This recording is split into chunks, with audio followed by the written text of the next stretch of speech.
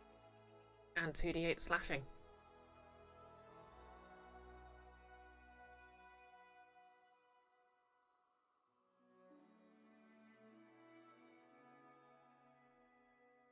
Plus, you know, it looks really cool.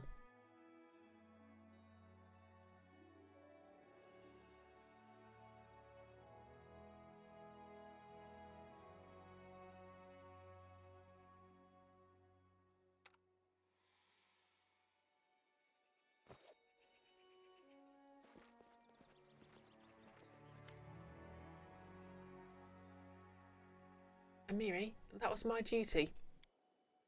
Enough complaining. Your duty is to take care of these dumbheads. Without you, they won't survive in the south. And you can't go north anymore. I had a blood debt to this tribe. I would not want the daughter of someone I killed to come back to take their revenge on me. Paid your debt in full. The whole tribe owes you their lives.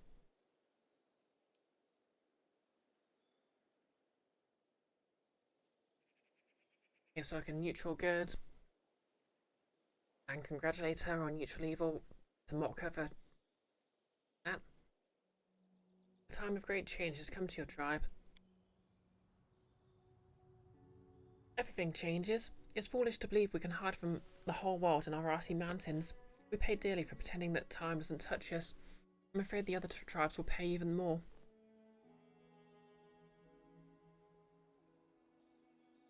Nerlus, is anyone in chat good at Pokemon?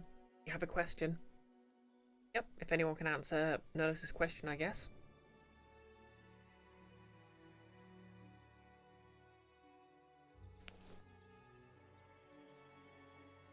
What are you going to do next? Let's go back to Numeria. We're not used to change. Even there, everything seems strange to us. But Numerian Khalids are not so different from the northern ones. Would not survive here in the River Kingdoms, even with your protection.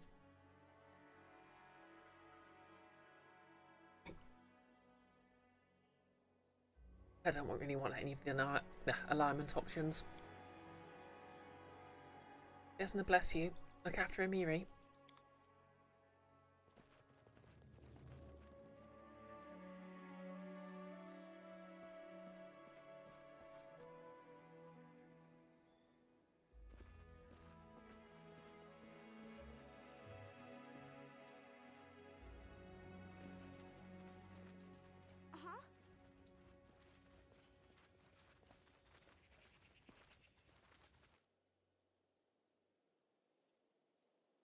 Radiac, you only play Magic the Gathering?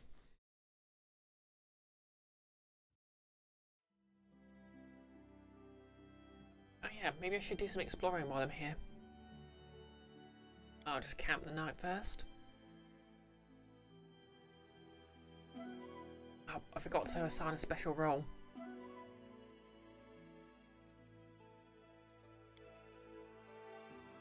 Oh well.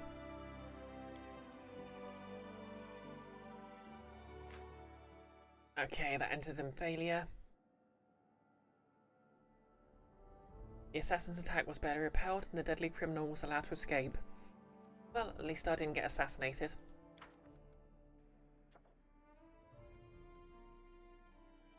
Okay. Time to send Jafal after the throne thief then.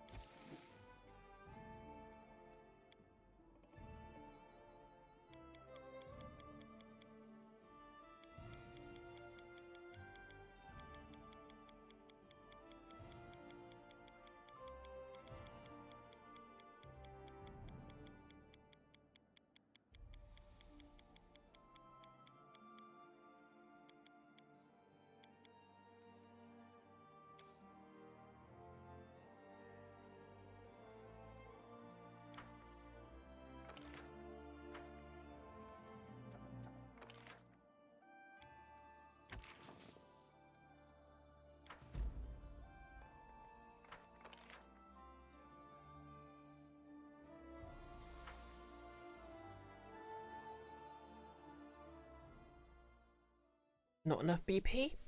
but money can fix everything. And what have we got around here? Ooh, let's investigate a gulch. And some charred ruins, why not?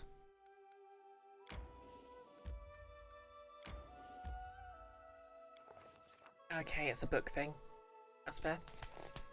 Our way was blocked by a huge crevice in the ruddy rock, carved out by wind and rain, as wide as 3 or 4 humans laying end to end, and at least 3 times as deep. It stretched in both directions as far as we could see. Looking down over the cliff, I saw something that made me wince. Among the rocks on the sandy yellow rocker floor was a body. We examined them. Okay.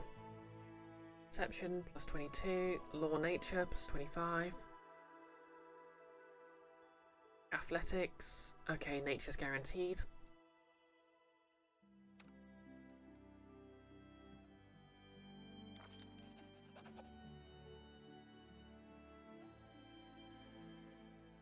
Once again, a length of rope proved itself indispensable for adventuring, especially when the adventurer knows how to tie a good knot. The climb down was rather easy as we pushed our feet against the rock wall and descended onto the crevice. It took just half an hour for us to all climb down.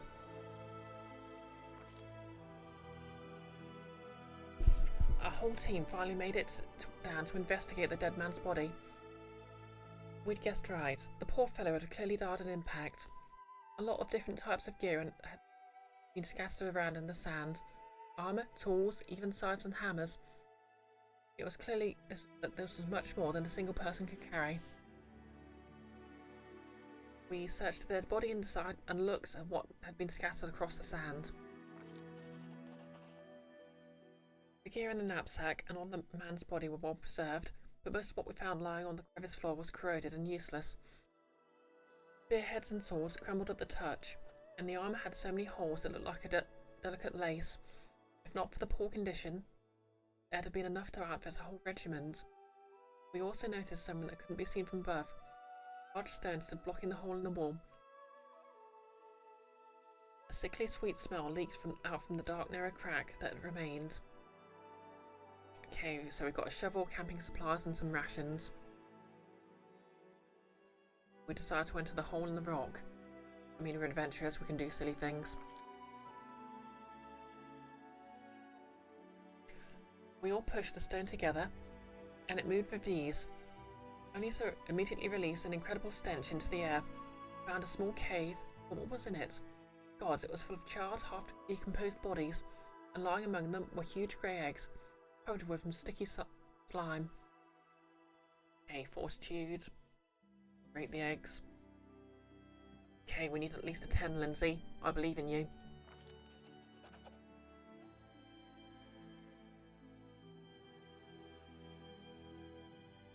We'd never seen anything like them, but one of our party members recalled a story they'd heard. A travelling scientist late one night in a roadhouse. Drunk as could be, the gnome laughed as she recounted a tale from some desert nomads about a gigantic worm capable of killing you at a single touch, shooting lightning from its eyes. Any time a caravan was lost to the sands, the nomads blamed it on these worms.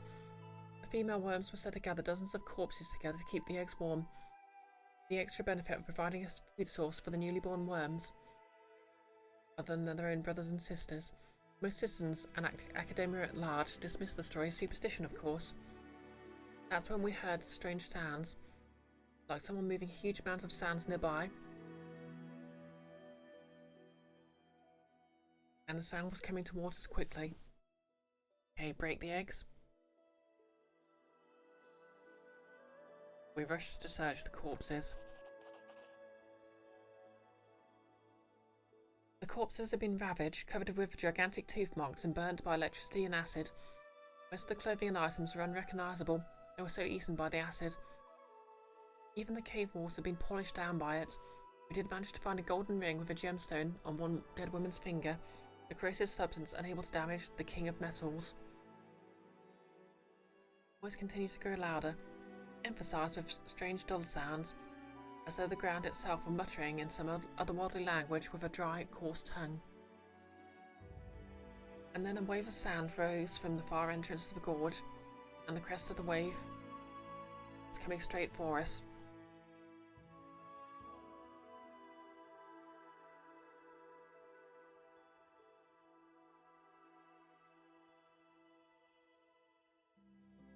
Radiac, you had cautioned me that there are problems that can arrive in kingdom management if I get robbed.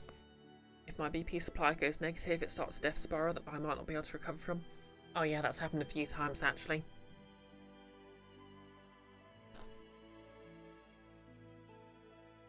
Radiac, is this a vague reference to the movie Dune?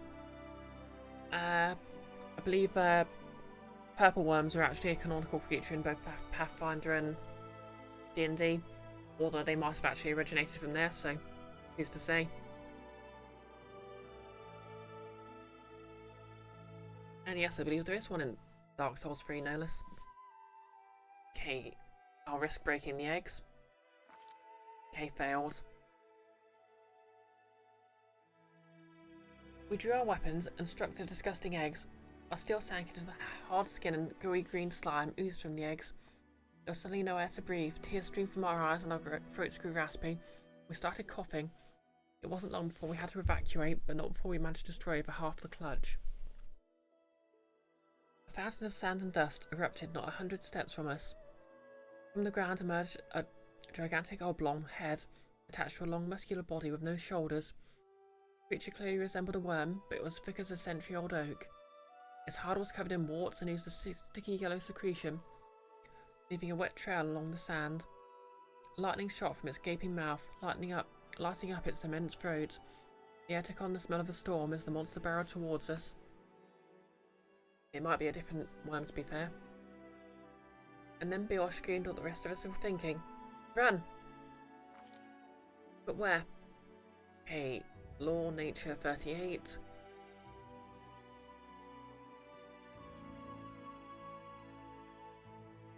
I need at least a 13. Mobility 38. Okay, that looks like my... Okay, stealth. We scattered and looked for shelter. I can't actually lose that one. Oh yeah, that's definitely a purple worm.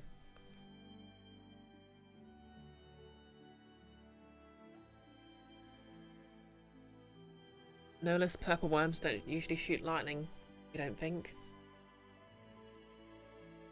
Exactly, Radiac. I won't be afraid. Here is the mind killer. Here is the little death, etc, etc. Most of the team dropped their backpacks and slipped into a crack in the crevice wall, but Brioche, trying to enter last, couldn't fit in no matter how hard she tried. Swearing profusely, she laid prone behind a huge boulder that covered the entrance to the cave. We all held our breath. The worm was so close we could see its dull, tiny eyes.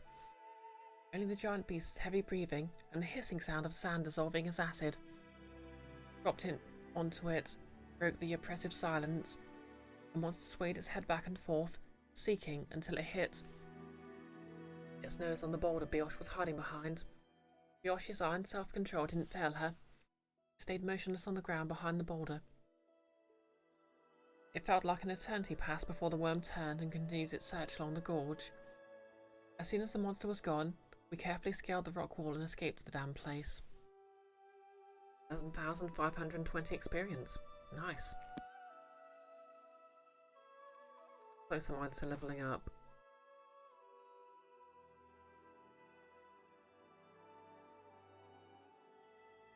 Still another 3,000 odd. Sorry, 30,000 odd. I guess that's just the level I'm at now. I'm nearly 3/4 of the way to max level.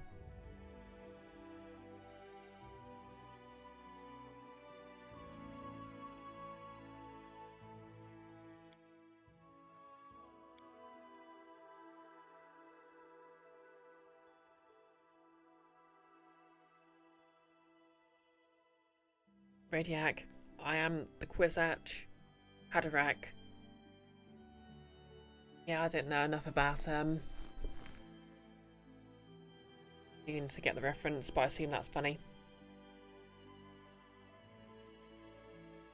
Yeah, I guessed it was a Dune reference. Exactly, no less. Quote number 436. I don't mean to brag, but I've had a huge purple worm slain.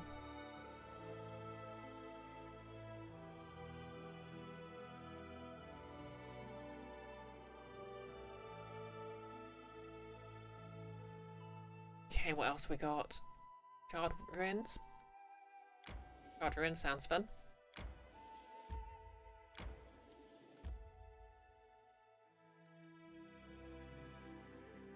Wait, did I already save? Oh.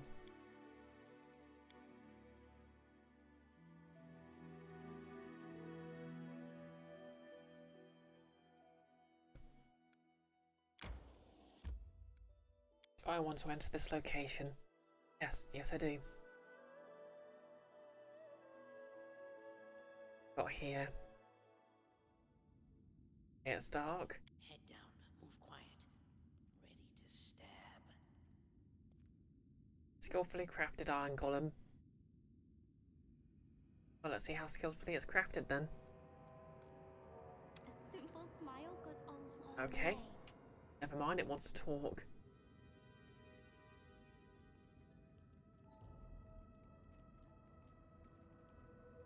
What's up? Can you make an epic pose? I need inspiration. Priority task, guard master's possessions. Okay. That's on me. You offend me. Okay, a sneak attack. Haste.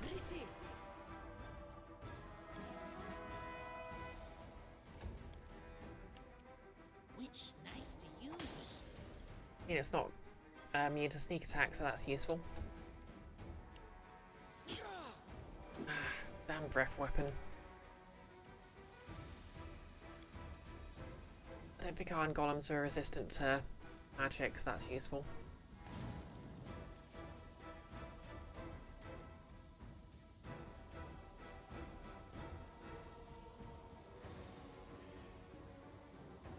Critical miss, wonderful. Amiri, do us proud. By which I mean stab this fool.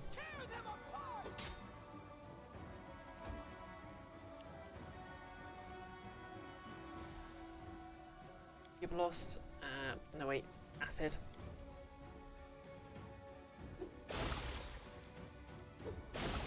Okay, this is in the bag.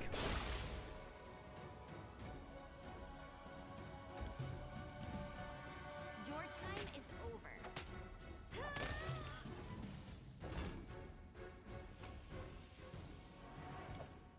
Three sky metal. Gaining the advantage is always smart. Okay, let's see what Master's possessions were. Sash of Slash. This sash grants its wearer a +6 enhancement bonus to dexterity and damage resistance 5 slashing. Neat. What's the belt I've got? Oh, just +6 dexterity. I'll take it then.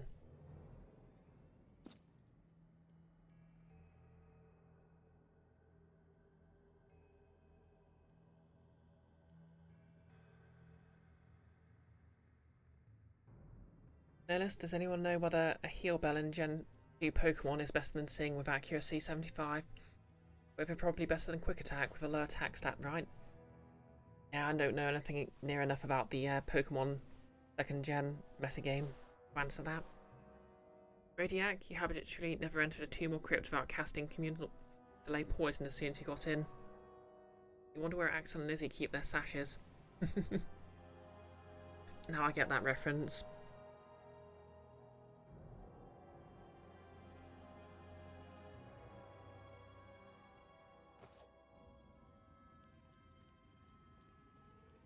Okay, is there anything else in here, or is it a fairly small area? Let's just look around then.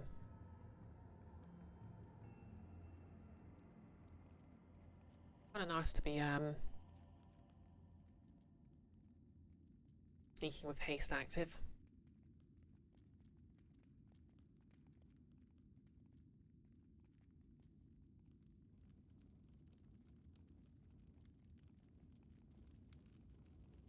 Okay. guess there's nothing else around here. I'll share my path. Oh, rest in peace, Gollum.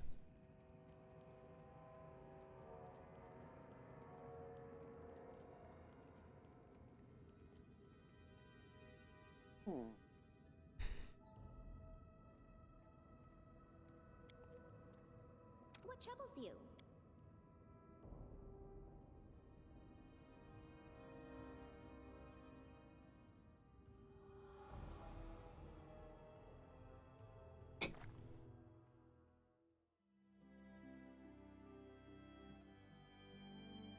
Okay, Temple of Shannon we've been to. Yeah, let's have a look at Giant's Palm. That looks fun.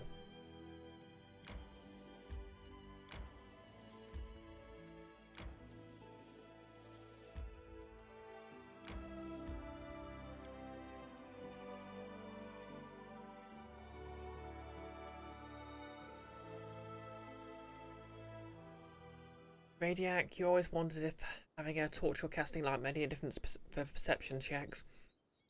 Yeah, I thought about that, but I think I prefer to just stay hidden. It's like perception scores are usually quite high anyway. Their sight betrays them.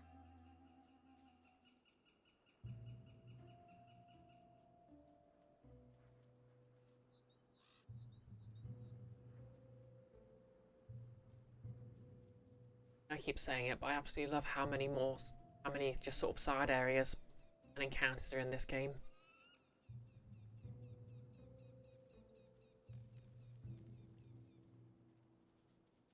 To be fair, they don't have an infinite amount of maps, but still managed to cram a ton of And then our leader just cool charged stuff in here. forwards. Hey, wait for me. Hatred, Ferocious Smilodon.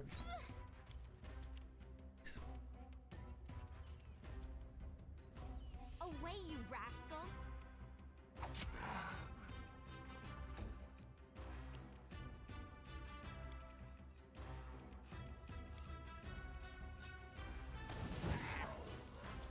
Okay, this thing's tough.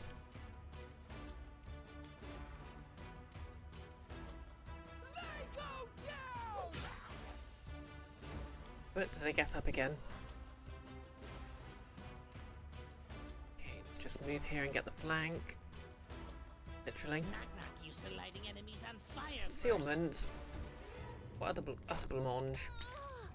Protect me, please.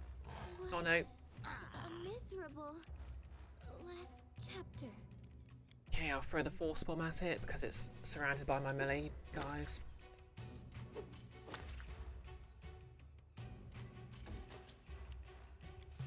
Oh, many girls. Stand down.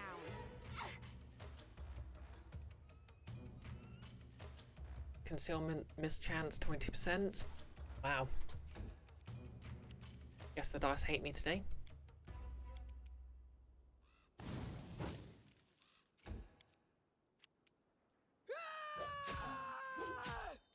Look at me, Gorum! Lolis, you'd assume there's some penalty for dim light and what not, but you don't know how much dark vision, low light vision would change. To be fair, I think I picked up a thing at some point where I basically I can basically see perfectly in the dark, so I'm guessing I'm getting no penalty for it. Okay, knock knock. Be easier if you not fight back. Feels like it's a lot higher than 20%.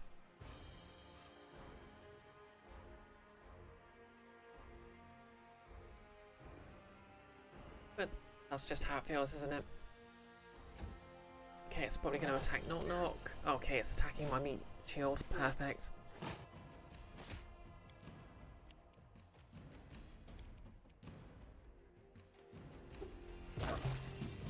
And it's down.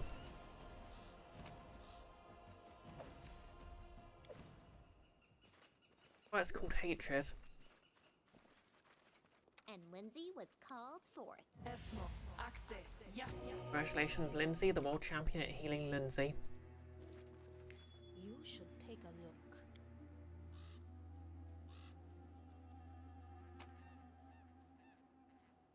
Okay, Enforcer's Robe. +1 dodge bonus to AC, +5 to attack and unarmed attack and damage. Can only be worn by a monk of lawful evil alignment. And a frick ton of diamond dust.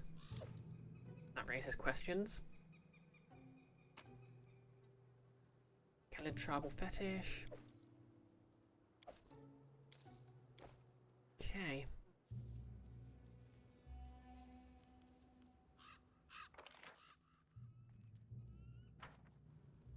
Questions raised. Don't frighten me.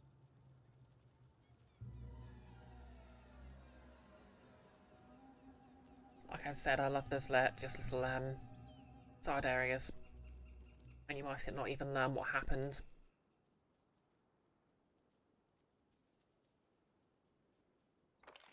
Oh, guess that's everything.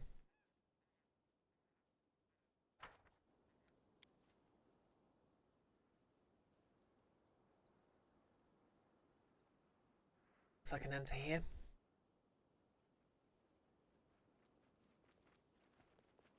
Nope.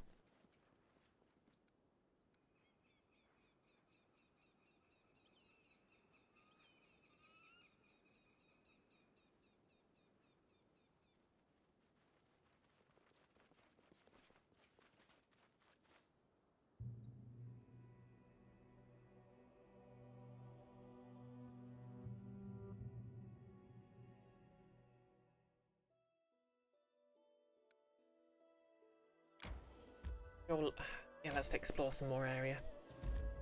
Ooh. Yeah, that belongs to Pitax, so I can't claim it. Getting quite close to Pitax. Let's have a look at the midfield. Random encounter. How bad can it be? Now you see me? Damn. Hey, they're sleeping. Helps. Who's there? Is there trouble? Me? Come here, Bax. Knock, knock, stab you. Footnote in our story. Yeah, Knock Knock should be able to take him down.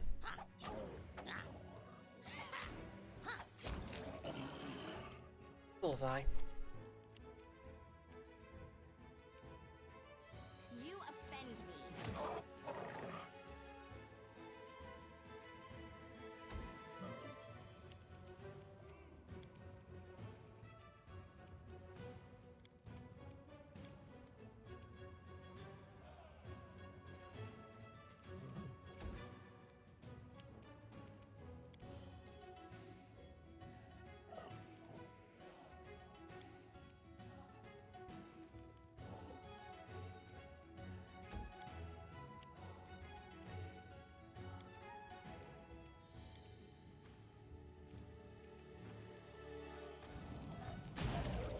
Right in the nose.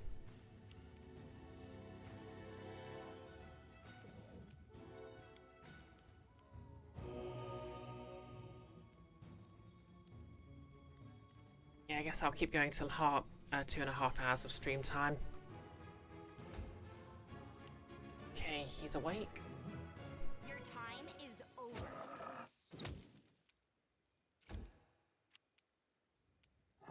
Not Which quite. knife to use? But Amiri can make a full attack, so who cares? Bring it!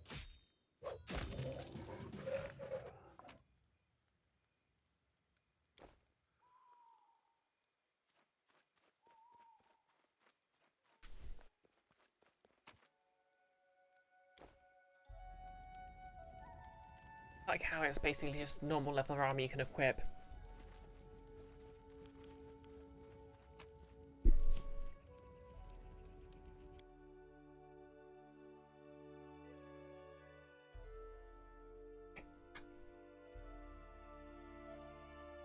Oh yeah, that was just a random encounter, wasn't it?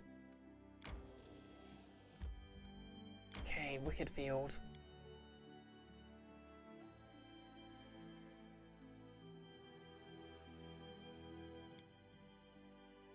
Yeah, Wicked Field.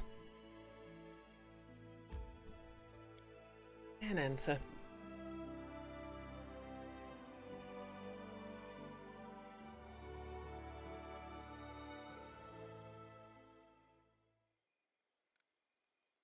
Now you see Okay. me, now you don't. Guess it's a pretty good field. Call it Wicked. Maybe if someone built a half pipe. Closer inspection actually looks more like a path. Okay, we have a cultist. We have 5 cultists praying over some bones. Well, damn.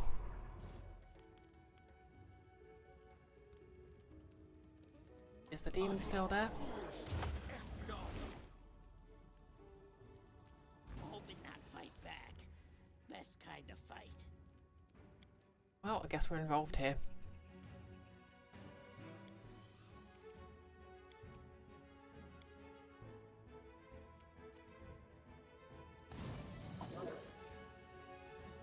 Oh boy, we're very involved. Away, you rascal!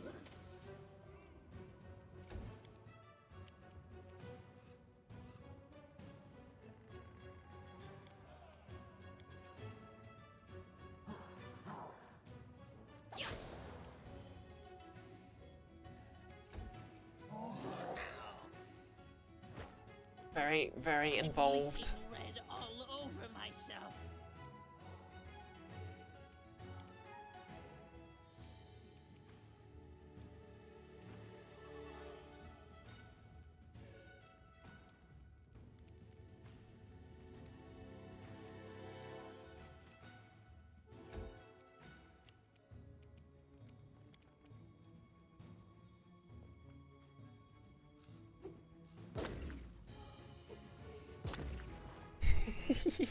Can't believe that worked.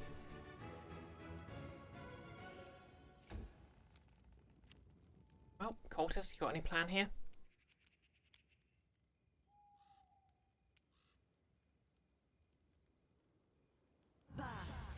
Peace to everyone.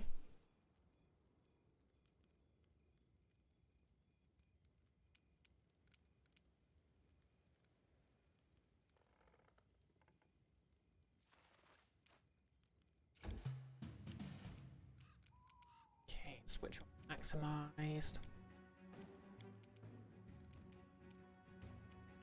Don't Fire tell again. me you forgot how to use it.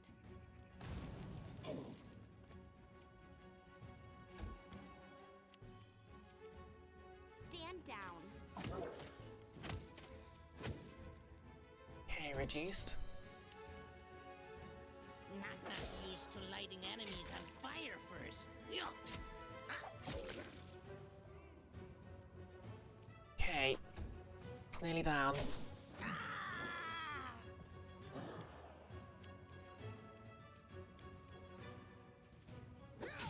We can do this. Oh, we did it. Okay, you still want to fight, hey?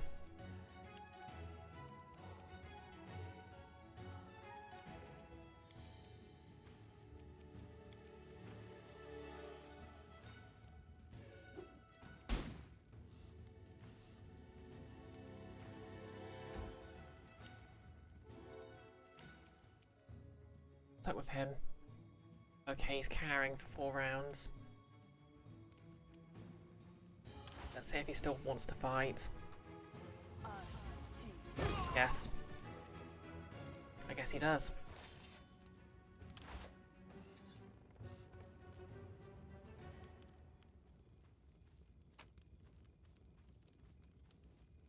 Okay. Star Knife. Adamantine Icy Burst Star Knife +1. Notice, a ROM hack shouldn't have both a Nuzlocke setting and a Wiles Geodude who knows self-destruct. You haven't lost any on to them, but only because you saved scum. Oh, no comment. Quarterstaff. +2. Scroll of whole person. Scroll of summon monster. 1d3 walls. Resist electricity communal. Curse of feeble body. Okay, that barely feels like it was worth it. Oh, there's a satchel over here. A ton of gold and page from a cultist diary. I only wonder how bad it is that I managed to translate only half the scroll for the ritual. Unfortunately, time's running out. I'll just have to sort things out on the fly. These simpletons won't know any better after all. Oh, Pax Grometra, I'll soon rip your soul from those demons' paws. I promise.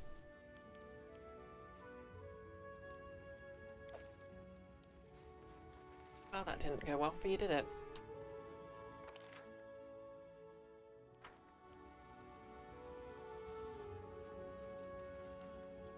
I guess what we've learnt here is summoning demons is pretty wicked, but you know, it's also wicked.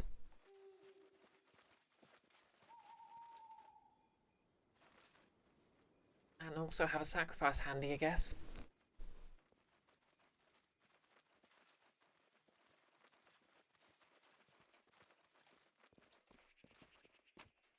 Wow. Let's do something about those negative levels first. Listening as hard as I can.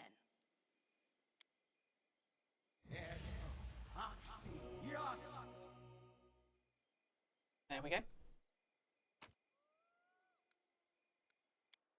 I like how many of my characters can just cast Restoration now. Exactly, no less. The more you know.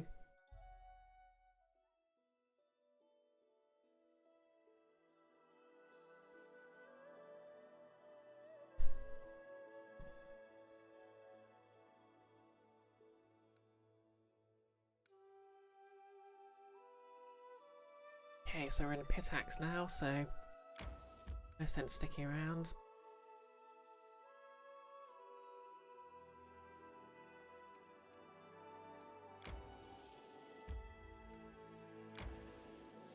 How do I get to the Tenacious Marsh?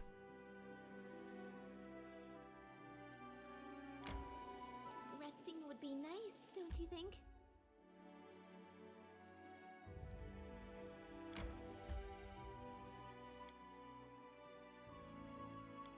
Okay, this time I'm actually going to remember to... What's... Bloss? Okay, that just reduces camping time by an hour. Yeah, that's actually useful.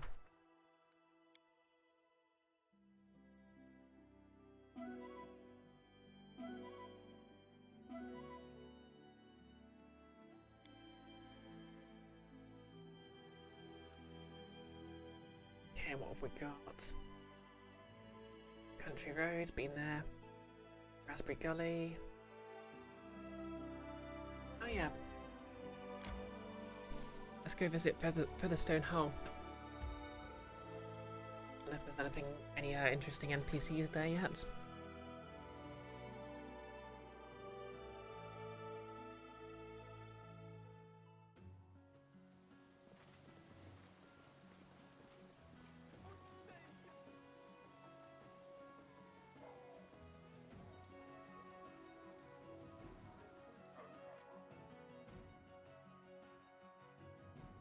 Nothing in here.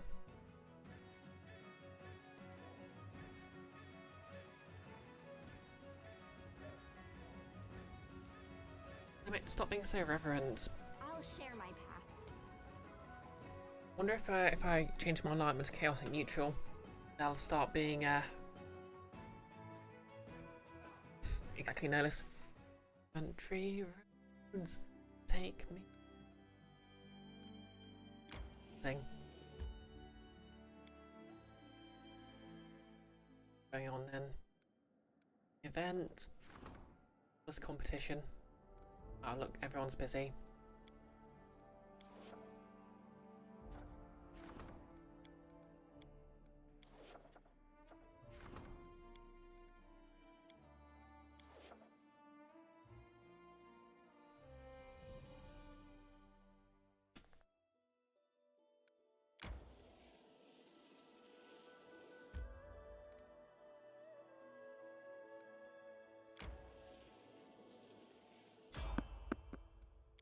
And fight.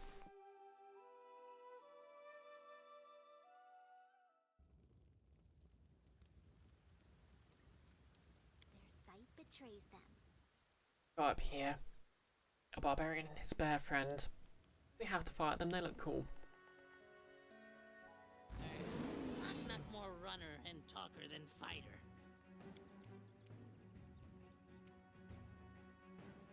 You offend me.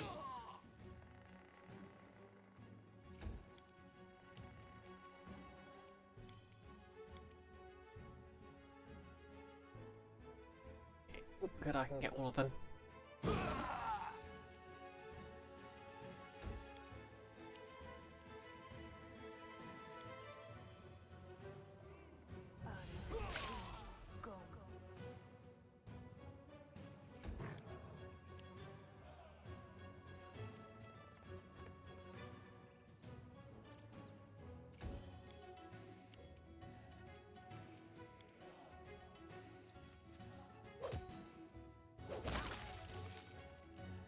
Beware, beware, Amiri who explodes bears.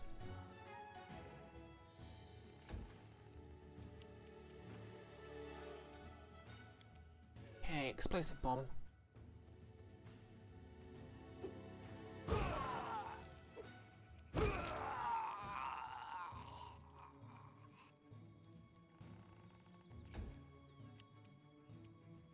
Your time is over. Okay, oh, this one's tough. Ooh, this one's hidden.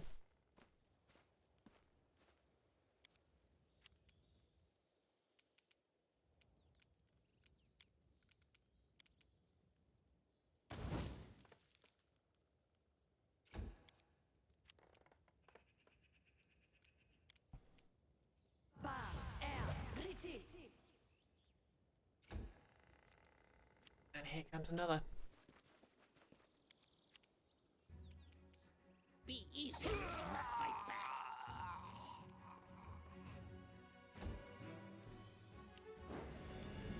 Oh, he turned into a bear.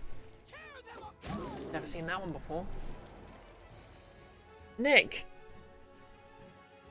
Thanks for the raid. How's it going? What were you streaming? Hi, Fleet. Oh, everyone's shouting about war crimes. Did you commit war crimes? That's very naughty of you, Nick. You new to civilian populace. How's my evening going? I found a bunch of cultists summoning a demon and killed the demon. And the cultist who survived because he was being a dick.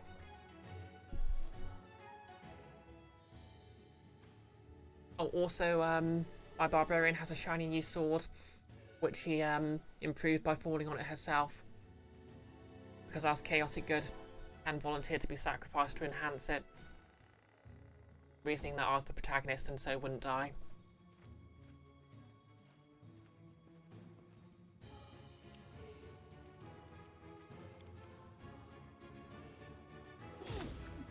Down you go.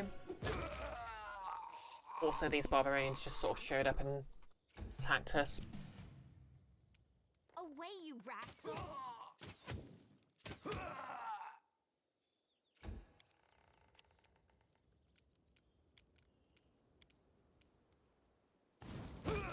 Oh, also, I've rethought my outfit for this cosplay.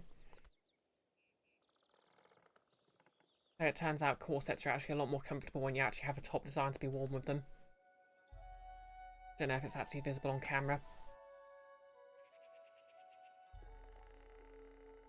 Yep, since you raided, I'll probably stream till about 9ish, and then I'll need to head to bed. For tomorrow is both work and therapy, and the murder of Sonic the Hedgehog. See what stuff they got.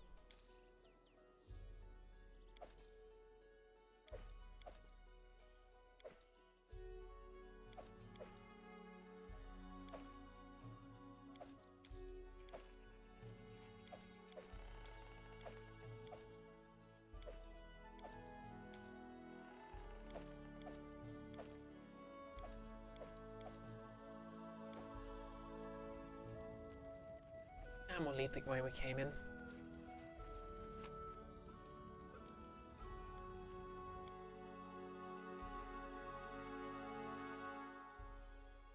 How was Highfleet anyway?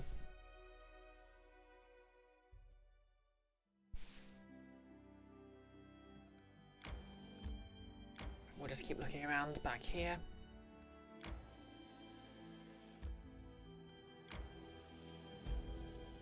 Resources.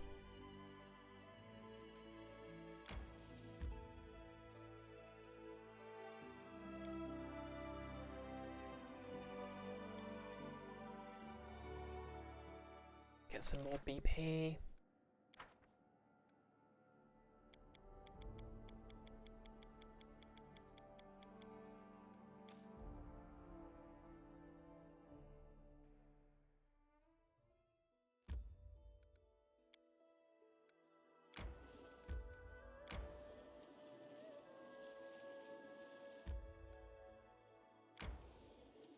Stuff's happening.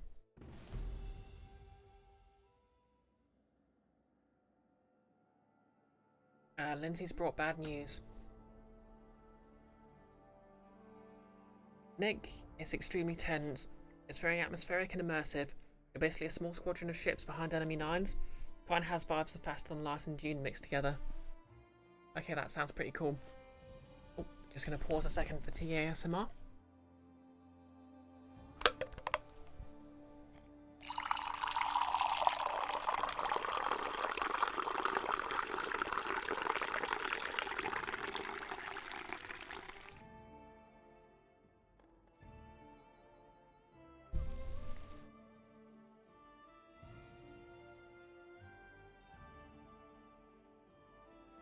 Okay, so Lindsay's got bad news.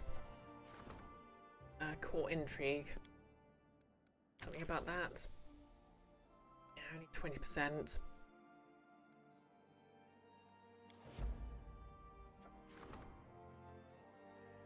Yeah, I guess we'll head back and see what's up with Lindsay.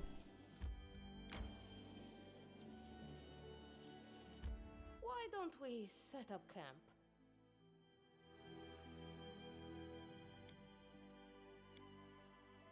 Yeah, they know how to feast at the Rushlight tournament. When's the next one? Irovetti's entertainments are crude. But still, I must admit, they are not without a certain barbaric charm. When will we attend another holiday in these lands so full of life?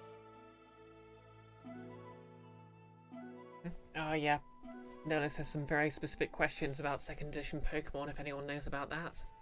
2nd edition, 2nd gen Pokemon, so Gold and Silver.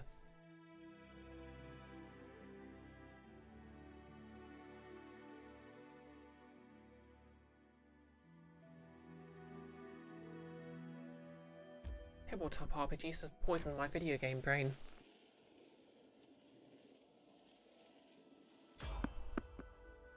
Okay, someone is on the road. A bad feeling about this. Who goes there?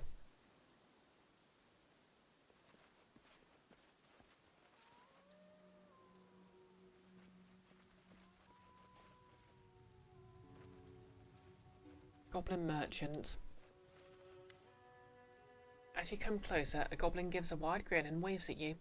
A ramshackle cart beside him is sagging under the weight of the junk within. Amidst this trash, however, he notices the glinting of gold and what seems to be hints of fine cloth. Seems like only the owner of the cart can sort through this mess. Hail, travellers! Welcome to Quirk's Cart Around Shop. I be having all. Pokers, glinters, clovers. Choose what you like if you have money. Worker praises you with greedy eyes, as if sizing up how much coin you have on you. I be going new dungeon. Have new goods. I sell, you buy. Hey, this is my throne.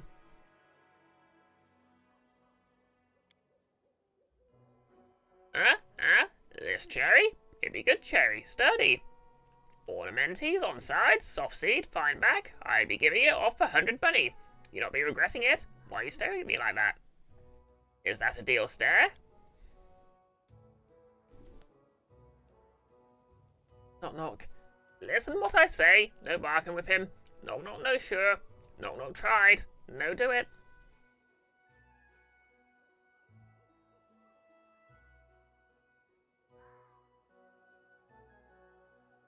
How'd you manage to get it in the first place? Look what I have! The goblin digs out a wand from out of the depths of his cart. It'd be doing whoosh and doors go open. I'd be entering, taking all good stuff and leaving. Quirk hastily tucks the one bag.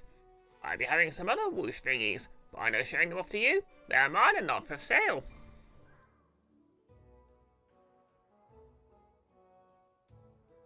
Radiac, the problem Lindsay has for you at the palace is your throne was stolen and this guy has it. Oh no, we already established that my throne was stolen. I'd started an event to try and find where it had gone and everything. No teleportation circles. I didn't even know that was a thing. And thank you for the quote, Nihilus. Nihilus the goblin's literally Mr. Haney from Green Acres. Maybe. Radiac, this is Quirk, the goblin merchant from the Season of Bloom chapter. Oh yeah, I remember now. He was in the goblin town, just selling stuff. Yeah, I'll just give him his 100 gold. It's a very small amount of money, so I'm going to guess the other options are worse. Goblin sorts the coins greedily. Money! True real money! First time I'd be holding it! Quirk hastily tucks the coins into one of the purses around his waist and starts to mount the throne on the cart. I'll be getting this cherry back in a heartbeat. You watch me.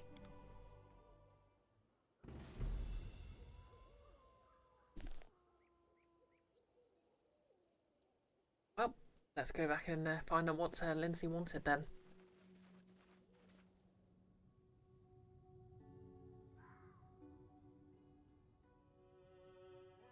Knowing this game, the lawful good and the chaotic evil options are the same. I mean...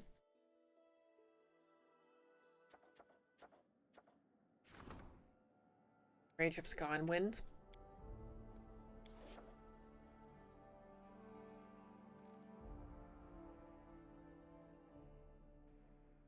Well, we'll go back and get Lindsay's bad news.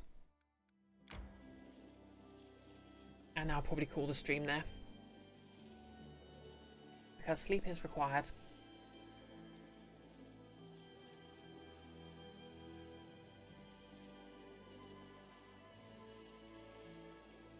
Making pretty good progress.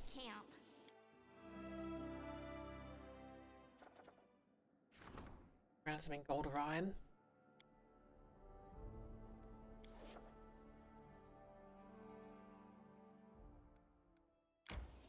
Yeah, I'm nearly back, so I won't bother. Oh, time to get some rest, isn't it?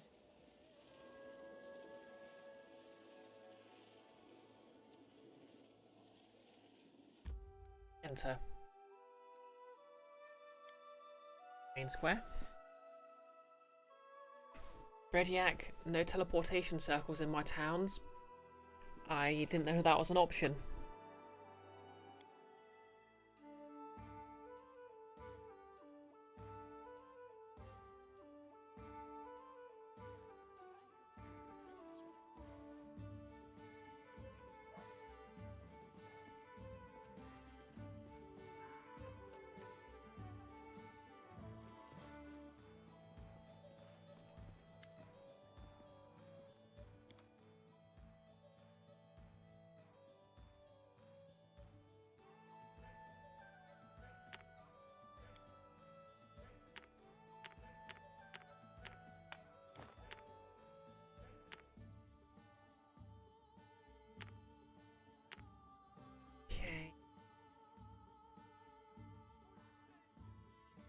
Yeah, I don't really have a use for the stuff.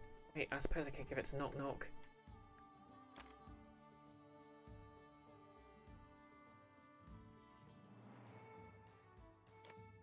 Robe.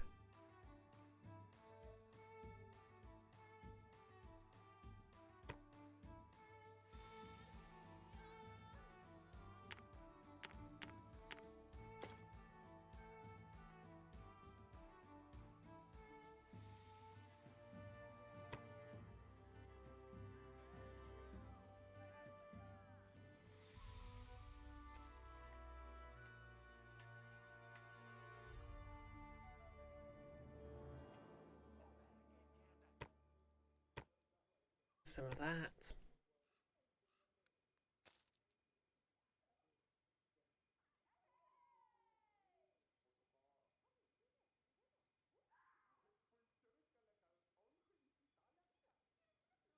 Oh yeah, I need to cook that, don't I?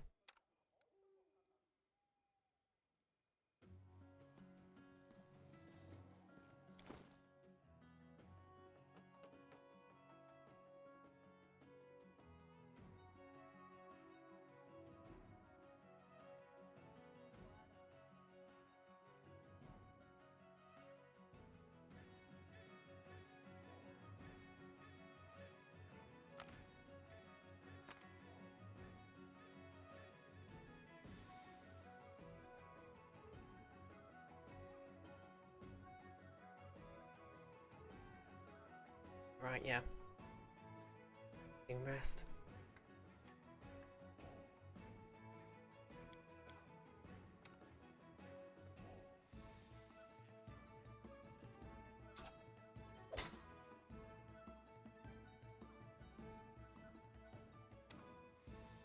Okay.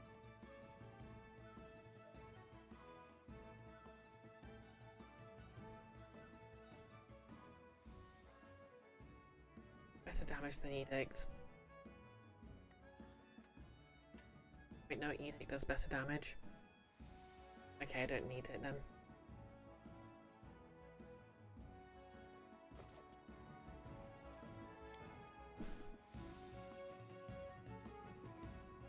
Radiac, once I get Arcane high enough, I can build teleportation circles that allow me to pop from one town to another. Wow, I wish I knew that at the start of the game. Okay, let's see what Lindsay's got to say.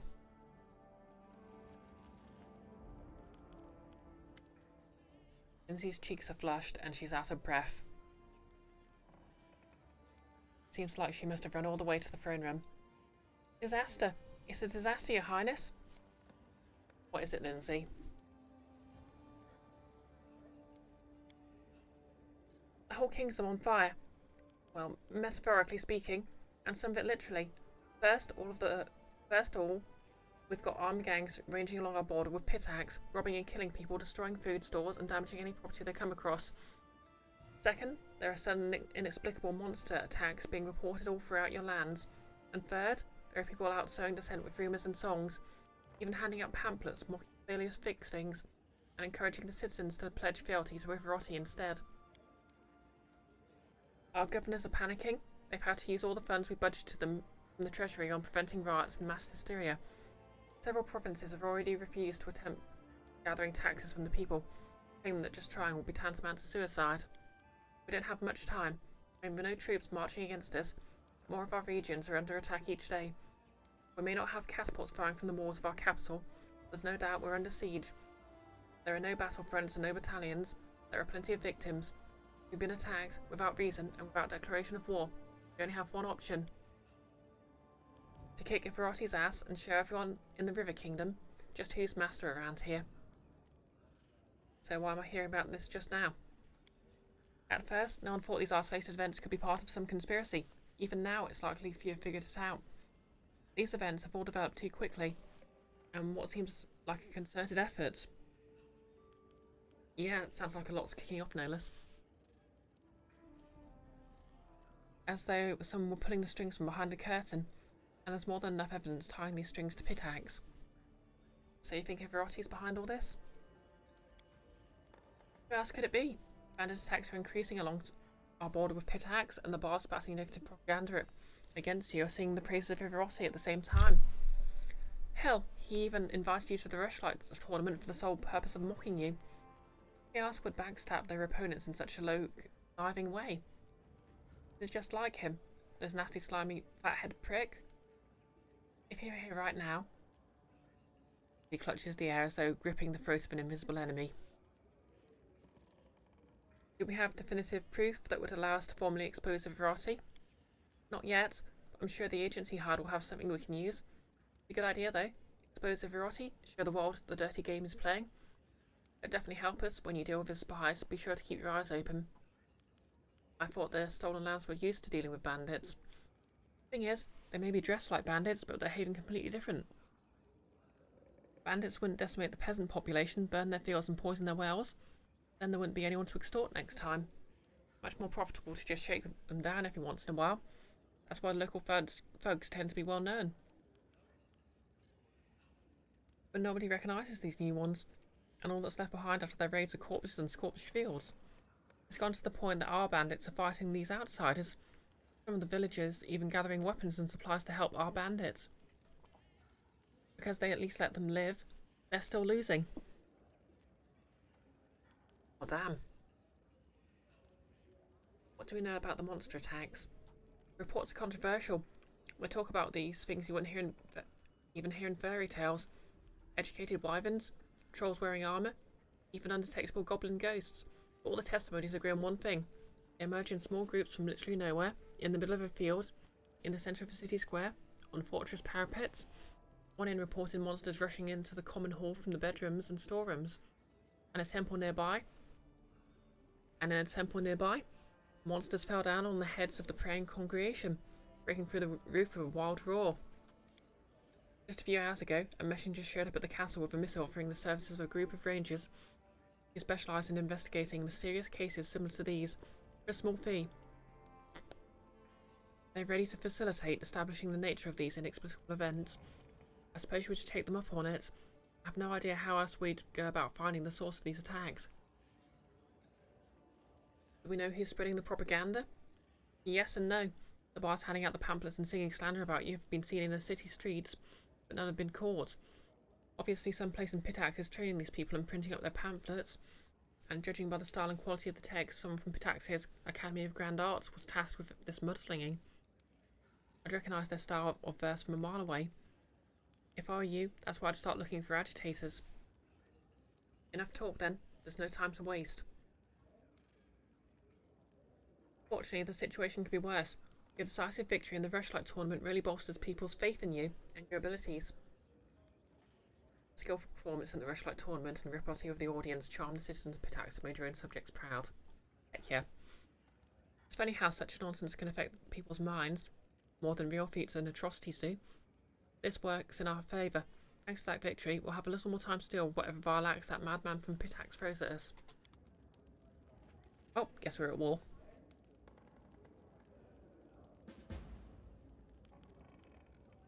Oh, War of the River Kings. We're literally at war.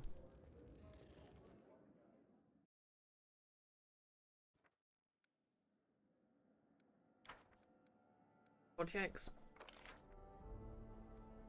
Girl of Monsters.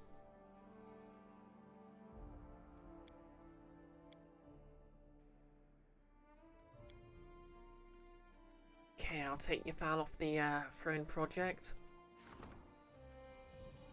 Cool, and that gives me back 45 BP.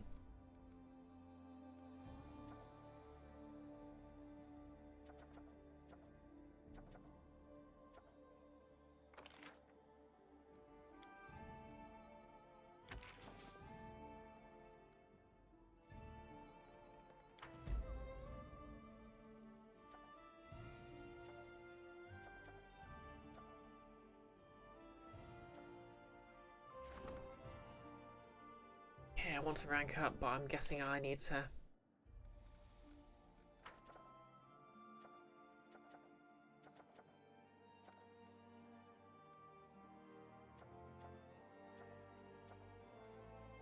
deal with whatever this is first.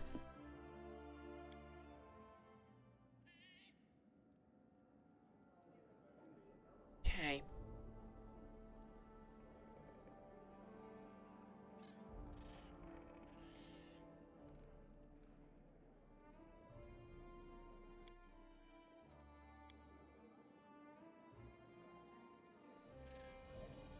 So yep, I'll end the stream here.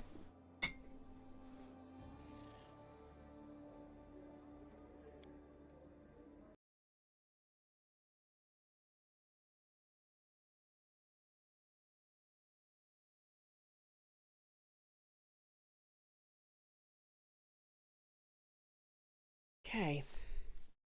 Oh, how long have my horns been like that? Well, anyways, we'll just see who there is to raid. I think Goggles might be streaming something. Oh, let's see. Icky streaming System Shock.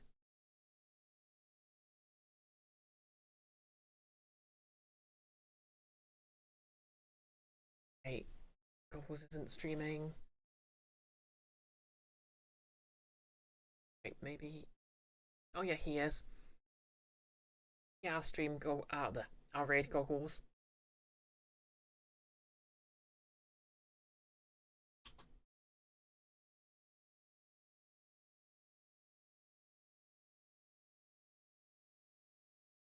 Okay, so I'll be back tomorrow. I might stream the end of Lena's Inception, just the final boss fight if I feel up to it. But it depends how tired I am. Because I'll have a fairly busy day at work. But regardless, I'll also be back live on here with Nick and Goggles, and we're going to be streaming some more The Murder of Sonic the Hedgehog.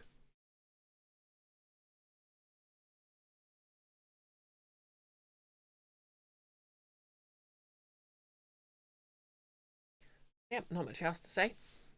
Obviously, hopefully I'm quite close to getting these ears finished. So that'll be another step on the cosplay.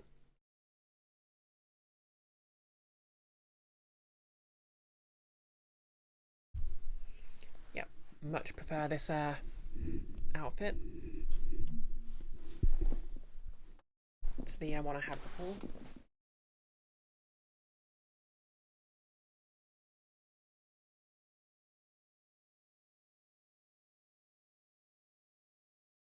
Yeah, that's way more comfy. And yeah, the raid's about to go through, so if you're watching on YouTube, like, comment and subscribe.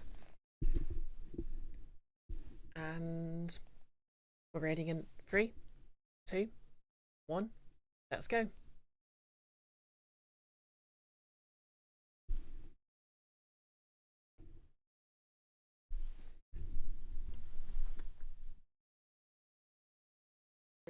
Like, I struggle